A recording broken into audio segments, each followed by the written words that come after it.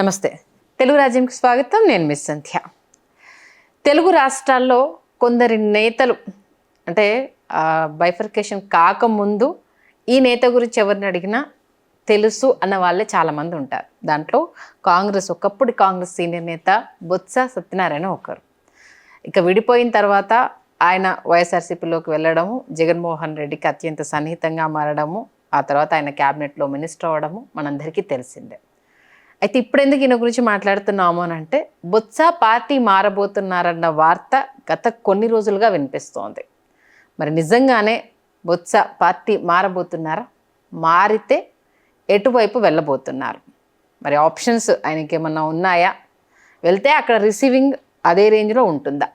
దీనికి సంబంధించి పూర్తి విశ్లేషణ అందించడానికి చరిత్రకారుడు శ్రీకాంత్ గారు మనతో ఉన్నారు. ఆయన అడిగి మరింత సమాచారం తెలుసుకుందాం. శ్రీకాంత్ గారు నమస్తే. నమస్తే సంధ్య గారు. నిజంగా కొందరు సీనియర్ నాయకులు కొన్ని దశాబ్దాల పాటు ఏలిన వాళ్ళు ఒక్కొక్కసారి రాజకీయ అనిశ్చితి వస్తే తమ ఉనికిని కూడా కోల్పోయి ఇంకో దగ్గరికి వెళ్లాల్సి ఉంటుంది. దాంట్లో బొత్స సత్యనారాయణ గారు కీ రోల్ కాంగ్రెస్ నుంచి కూడా ప్రతి 2 తెలుగు రాష్ట్రాల్లో ప్రతి ఒక్కరికి ఆయన సుపరిచితం. ఏంటి ప్రస్తుతం అనేది ఆయన క్వశ్చన్ మార్క్ అయింది అనుకోవాలా, లేదు దారి కోసం వెతుకుతున్నారు అని అనుకోవాలా? ఏంటి అసలు? మీరు ఇందాక దశాబ్దాల పాటు అనే ఒక పదప్రయోగం చేశారు. వాస్తవానికి ఏంటంటే బొత్స సత్యనారాయణ గారు వ్యక్తిగతంగా నాకు వారి రాజకీయ ప్రయాణం నాకు చాలా ఆసక్తికరంగా అనిపిస్తుంది. ఎందుకంటే ఎర్లీ 90s, ఐ థింక్ 96 ఆ టైంలో ఆయన పోటీ చేసి ఓడిపోయారు లోక్సభకి. అప్పుడు బొబ్బిలి లోక్సభ, విజయనగరం కాదు, విజయనగరం బొబ్బిలి పేరు మీద ఉండేది.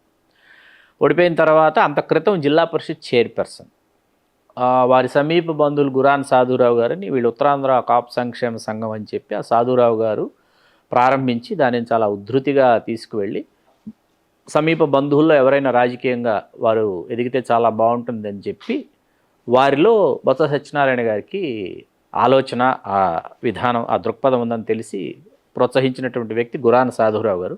గురాన్ సాధురావు గారి కుమార్తె మొన్న మీకు విజయనగరంలో అదితి గజపతిరాజు మీద స్వతంత్ర అభ్యర్థిగా పోటీ చేసిన మీసాల గీత గారు. ఓకే. గురాన్ సాధురావు గారి కుమారుడు గురాన్ జగదీశ్వర్ అయ్యలు, అతను జనసేన క్రియాశీలక రాజకీయాల్లో తను ఉంటున్నాడు. మీసాల గీత గారు విజయనగరం ఎమ్మెల్యే కూడా 2014. అవును. పక్కన పెడితే బొత్స సత్యనారాయణ గారు నాకు గుర్తున్నంతలో తాడి సన్యాసి అప్పలనాయుడు గారిని వారి కుమారుడు తాడి వెంకట్రావు, వీళ్ళు గజపతి నగరం ఎమ్మెల్యేలుగా ఉన్నప్పుడు వాళ్ళ అనుయాయిగా, వాళ్ళ అనుచరుడిగా, వాళ్ళతో పాటు కాంగ్రెస్ పార్టీ కార్యక్రమాలలో అట్లా తన ప్రయాణాన్ని ప్రారంభించి ఆ తర్వాత జిల్లా పరిషత్ చైర్పర్సన్ కావటం, ఎంపీగా పోటీ చేసి ఓడిపోవడం, 99 లోక్సభ ఎన్నికల్లో గెలిచారు.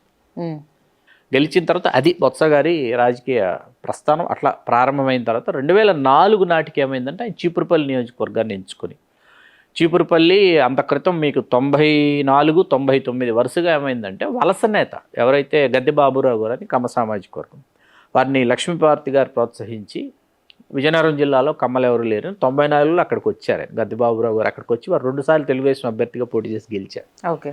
దాదాపు సుమారు 1,00,000 వరకు ఉత్తరాంధ్ర కాపులోట్లు ఉన్నటువంటి ఈ నియోజకవర్గంలో వలస నేతలు కమ్మలు గెలవటం ఏంటని బొత్స సత్యనారాయణ గారు దాన్ని ఒక ఉద్యమంలాగా దాన్ని తీసుకొచ్చి, స్థానికులదే ఈ స్థానం, మనమే ఇక్కడ గెలవాలని చెప్పేసి ఆ నినాదం తీసుకొచ్చి 2004, 2009 వరుసగా వారు ఘన విజయం సాధించారు.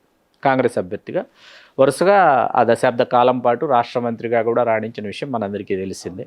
డాక్టర్ వైఎస్ రాజశేఖర రెడ్డి గారికి అత్యంత ఇష్టుడైనటువంటి నేతగా మీకు 2014 రాష్ట్ర విభజనకి మునుపు అంటే కొన్ని సంవత్సరాలు ఉంది, ఒక 2 సంవత్సరాలు ఉందనగా ఆయన పిసిసి అధ్యక్షుడిగా కూడా బొత్స సత్యనారాయణ గారిని ఎన్నుకున్న నేపథ్యంలో ఢిల్లీలో పిసిసి ప్రెసిడెంట్, కొత్త పిసిసి ప్రెసిడెంట్ ఎవరు అని అడిగితే నేదురుమల్లి జనార్దన్ రెడ్డి గారు ఆయన ఉన్నారు, ఉంటే బొత్స అన్నారంట. బొత్సానా, వాడు మీకు బొత్స నాకు బచ్చ అన్నాడంట నేదురుమల్లి జనార్దన్ రెడ్డి.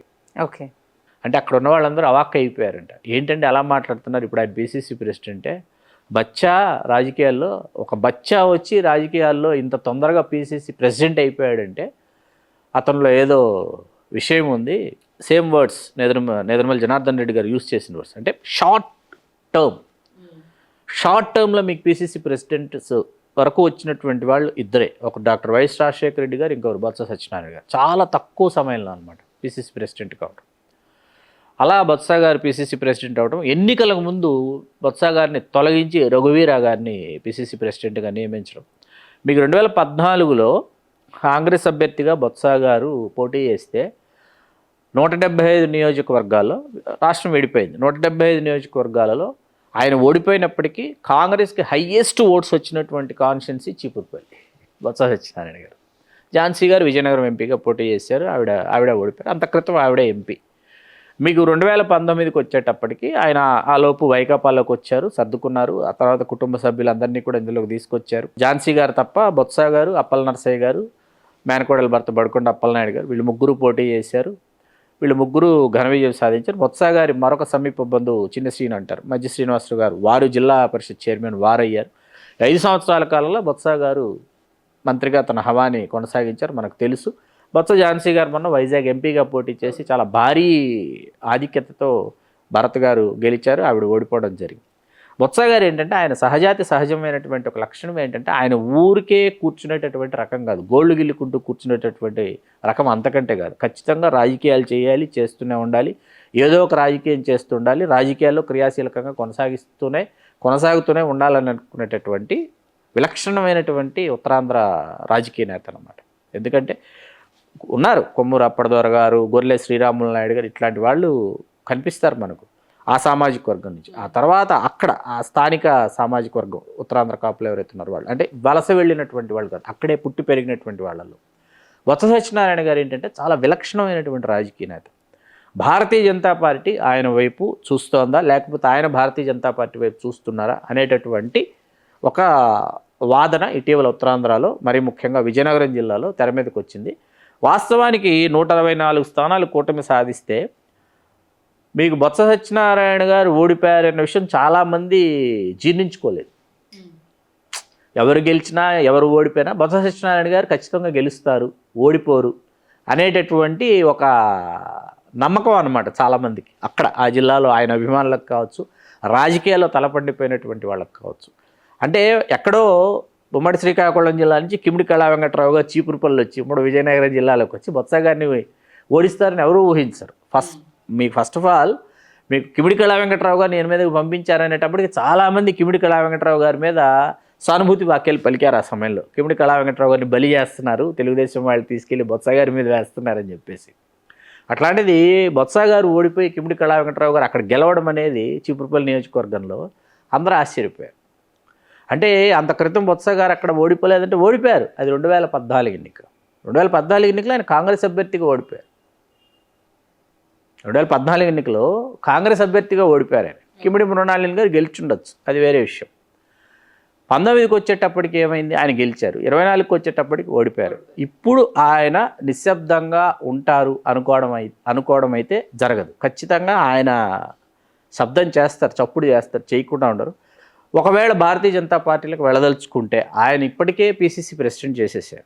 భారతీయ జనతా పార్టీలో ఆయన వెళ్ళి మామూలుగా నేను చేరాను ఒక నాయకుడిని అనిపించుకోవడానికి ఆ పార్టీ అధ్యక్షుడిగా బాధ్యతలు, ఇప్పుడు ఆయన్ని భారతీయ జనతా పార్టీలకు ఆహ్వానించి ఆయనకు అధ్యక్ష బాధ్యతలు అప్పచెప్తే ఇక్కడ కూటమి అనేది డిస్టర్బ్ అయిపోతుంది కంపల్సరీ. కూటమి అనేది ఇప్పుడు ఒక కలయికలో వెళుతుంది. మారుస్తారు పురంధేశ్వరి గారిని, అధ్యక్షురాల్ని మార్చి కొత్త అధ్యక్షుడిని, అంటే ఆ పార్టీ కోసం పనిచేసినటువంటి వారికి అవకాశం ఇవ్వాలనేది ఒకటి చాప కింద నీళ్ళలాగా అది జరుగుతుంది. ఎందుకంటే కన్నా లక్ష్మీనారాయణ గారిని తీసుకొచ్చాం. కన్నా లక్ష్మీనారాయణ గారు పార్టీ బలోపేతానికి ఏమీ పని చేయలేకపోయారు, ఆయన తెలుగుదేశంలోకి వెళ్ళిపోయారు. ఆ తర్వాత సోమవీర్రాజు గారిని తీసుకొచ్చారు. సోమవీర్రాజు గారిని తప్పించి పురంధేశ్వరి గారిని తీసుకొచ్చారు. సోమవీర్రాజు గారు ఆ పార్టీలోనే పుట్టి పెరిగినటువంటి నేత, అక్కడే ఆ పార్టీలోనే ఆయన కొనసాగుతూనే ఉంటారు.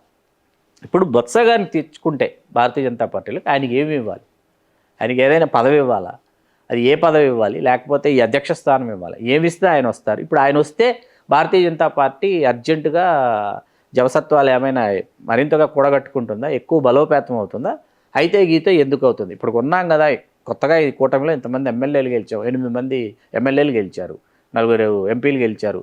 ప్రస్తుతానికైతే వాతావరణం బాగానే ఉంది. ఇప్పుడు ఆయన తెచ్చుకుంటే మనం ఆయన్ని ఏ విధంగా గౌరవించాల్సి వస్తుంది, గౌరవిస్తే ఆయన పార్టీకి ఏ విధంగా ఉపయోగపడతారు అనేటటువంటి ఒక మీమాంస అయితే కొనసాగుతూ ఉంది వాళ్ళల్లో.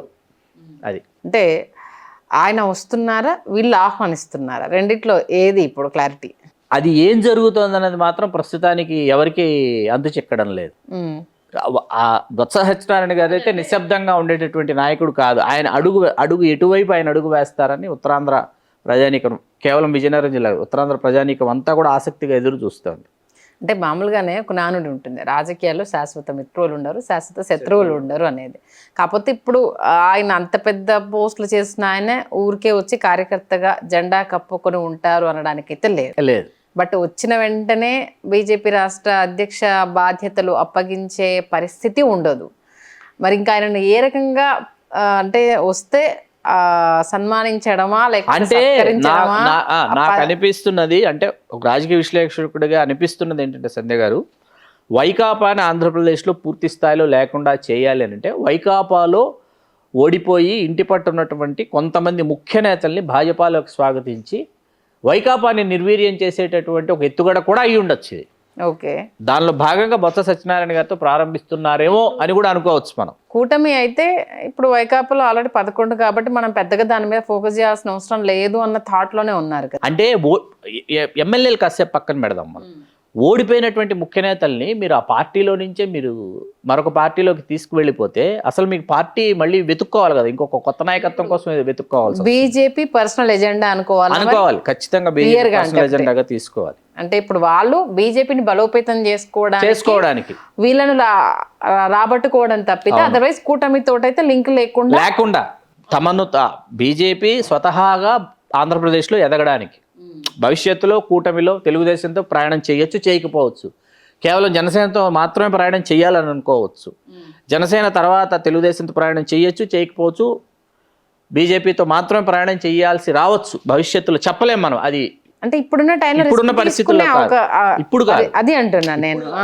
భవిష్యత్తులో అటువంటి నిర్ణయం తీసుకునే నాటికి జనసేన ఎంత బలోపేతంగా ఎదగాల్సినటువంటి బాధ్యత జనసేన మీద ఉందో, భాజపా కూడా తెలుగు నేల మీద అంతే బాధ్యతగా ఎదగాల్సినటువంటి అవకాశం ఉంది, ఆవశ్యకత ఉంది. మీరు చెప్పిన దాని ప్రకారం అంటే ఒక 2 years తర్వాత జరుగుతుంది. ఇప్పుడు ఇంత ఎర్లీ స్టేజ్ లో అయితే పాసిబిలిటీ ఉండదు, కానీ దానికి బీజాలు పడటం మొదలైంది. ఓకే, అంటే వైకాపాని శాశ్వతంగా ఆంధ్రప్రదేశ్ నుంచి కనుమరుగు చెయ్యాలంటే వైకాపాలో ఓడిపోయినటువంటి ముఖ్యమైన నేతలు, అంటే ఆయా జిల్లాలో ఫేసెస్ అన్నమాట, ఫేసెస్ ఆఫ్ ద పార్టీ ఎవరైతే ఉన్నారో వాళ్ళలో నియోజకవర్గం మొత్తం క్యాడర్ వచ్చేస్తుంది, బీజేపీకి బలోపేతం అయిపోతుంది.